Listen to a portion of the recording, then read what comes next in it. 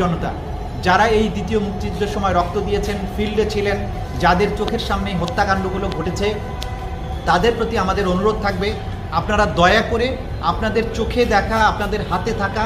যেসব এভিডেন্স আছে, যে সমস্ত তথ্য প্রমাণ আছে, শহীদদের তালিকা আছে, আহতদের তালিকা আছে, আসামিদের তালিকা আছে, কারা এগুলো করেছে, সেগুলো দ্রুততম সময়ের মধ্যে এই ট্রাইব্যুনালের প্রসিকিউশন টিম কিংবা তদন্ত সংস্থার কাছে পাঠিয়ে দিন, যাতে করে আমরা একটা প্রপার তদন্তের মাধ্যমে একটা সঠিক এবং ন্যায় বিচার করতে পারি। আপনারা জানেন যে একটা রাষ্ট্রে যখন একটা গণহত্যার মাধ্যমে একটা স্বৈর শাসনের পতন হয়, ইতিহাসের পট পরিবর্তন হয়, তারপরে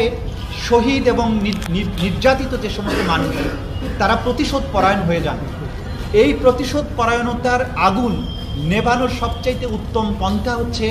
একটা ন্যায় বিচার প্রদান করা। যারা এই অপকর্মগুলো করেছে, অন্যায়গুলো করেছে, তাদের যদি একটা সঠিক বিচারের মাধ্যমে তাদেরকে